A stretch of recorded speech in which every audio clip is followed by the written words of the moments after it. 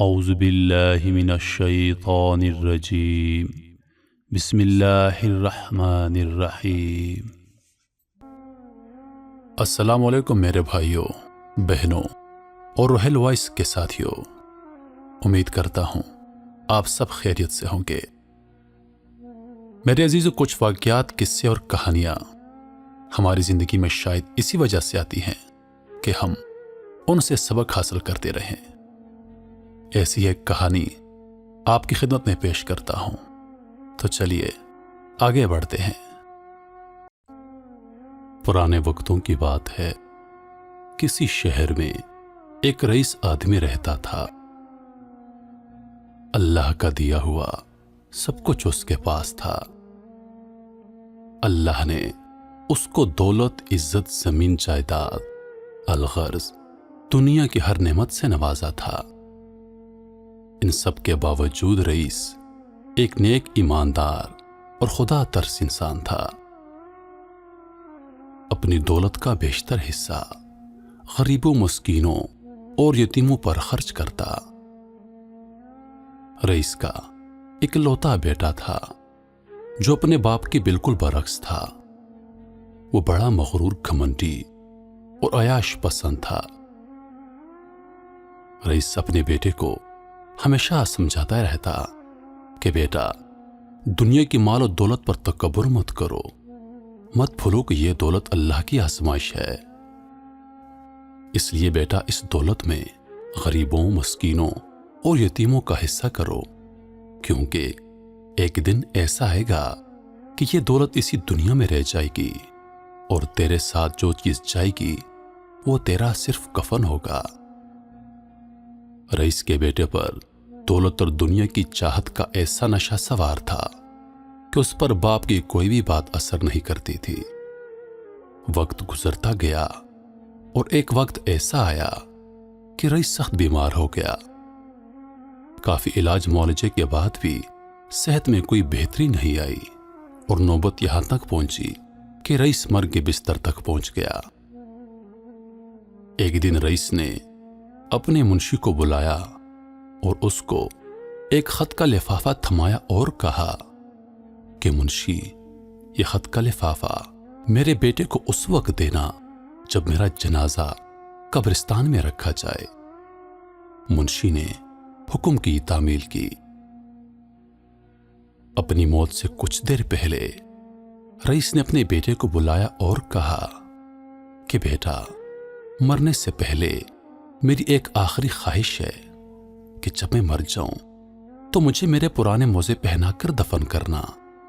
یہ میری آخری خواہش ہے اور مجھے یقین ہے کہ میری یہ خواہش تم ضرور پوری کرو گے۔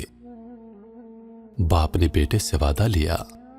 بیٹے نے باپ کو یقین دلایا کہ وہ ان کی یہ خواہش ضرور پوری کرے گا۔ اس کے بعد رئیس کا انتقال ہو گیا۔ رئیس کی لاش کو غسل دیا گیا۔ کفن پہنانے کے ساتھ بیٹے نے باپ کی خواہش کے مطابق اسے پرانے موزے پہنائے۔ جنازہ قبرستان لایا گیا۔ کافی تعداد میں لوگ جنازہ پڑھنے آئے ہوئے تھے۔ شہر کا سب سے بہترین مولوی ان کی نماز جنازہ پڑھانے آیا، مگر جب معلوم ہوا کہ لاش کو موزے پہنائے گئے ہیں تو مولوی نے جنازہ پڑھانے سے صاف انکار کر دیا اور رئیس کے بیٹے کو بلا کر کہا کہ یہ شریعت کے خلاف ہے اور شریعت اس کی اجازت نہیں دیتی، لہذا میت سے موزے اتارنے پڑیں گے۔ مگر بیٹے نے مولوی کی بات ماننے سے صاف انکار کر دیا۔ رئیس کے بیٹے نے کہا کہ یہ میرے باپ کی آخری خواہش تھی جو انہوں نے مرنے سے پہلے مجھ سے وعدہ لیا تھا، لہذا ان کی یہ خواہش میں ضرور پوری کروں گا۔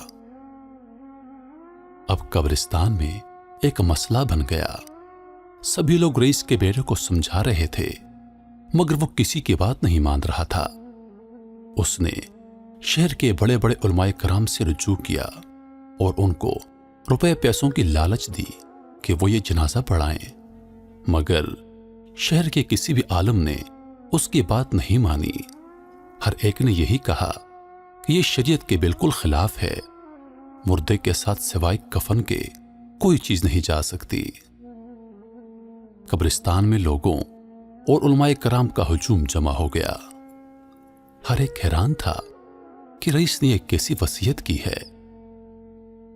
اسی اثنا میں رئیس کا منشی لوگوں کی صفوں کو چیرتا ہوا رئیس کے بیٹے کے پاس آیا اور وہ خط جو رئیس نے اس کو دیا تھا اور کہا تھا کہ میرے بیٹے کو اس وقت دینا جب میرا جنازہ قبرستان میں رکھا جائے۔ منشی نے وہ خط رئیس کے بیٹے کو دیا اور کہا کہ آپ کے باپ نے یہ خط مجھے دیا تھا اور یہ وصیت کی تھی کہ میں یہ خط آپ کو اس وقت دوں جب ان کا جنازہ قبرستان میں ہو۔ رئیس کے بیٹے نے خط لیا اور اس کو کھول کر دیکھا تو اس میں یہ تحریر درج تھی: پیارے بیٹے، میں شہر کا سب سے امیر ترین آدمی تھا، مگر دیکھ لو آج اپنے ساتھ یہ پرانے موزے بھی نہیں لے جا سکتا۔ اتنی دولت ہونے کے باوجود اپنے ساتھ یہ پھٹے پرانے اور بوسیدہ موزے نہیں لے جا سکا۔ میرے بیٹے، آج میرے ساتھ سوائے کفن کے میری قبر میں کوئی چیز نہیں جائے گی۔ جو کچھ میں نے دنیا میں کمایا، جو مال و دولت جمع کیا، سب کچھ دنیا ہی میں رہ گیا۔ میرے بیٹے، میں تمہیں وصیت کرتا ہوں کہ ورثے میں تمہارے لیے جو کچھ چھوڑ کے جا رہا ہوں اس سے استفادہ کرنا، اسے نیک راہ میں خرچ کرنا۔ میرے بیٹے، دولت پر کبھی تکبر مت کرنا، کیونکہ دولت نے اسی دنیا میں رہ جانا ہے۔ رئیس کے بیٹے نے جب تحریر پڑھی تو زاروں کو تار رونے لگا۔ اس نے باپ کی لاش سے موزے اتار دیے، نماز جنازہ پڑھایا گیا۔ تدفین کے بعد رئیس کے بیٹے نے اپنی تمام جائیداد غریبوں، مسکینوں اور یتیموں میں وقف کر دی اور اپنے پاس رہنے کے لیے صرف ایک چھوٹا سا گھر چھوڑ دیا۔ میرے محترم ساتھیوں، کچھ واقعات، قصے اور کہانیاں گزر تو جاتے ہیں لیکن انسانوں کے لیے کافی سبق چھوڑ جاتے ہیں۔ سچ ہے کہ جب انسان مرتا ہے تو اپنے ساتھ سوائے کفن کے قبر میں کوئی چیز نہیں لے جا سکتا۔ ہاں، جو چیز ہمارے ساتھ جاتی ہے قبر میں وہ ہمارے اعمال ہوتے ہیں۔ اب فیصلہ آپ کے ہاتھ میں ہے، آپ کے ہاتھ میں ہے۔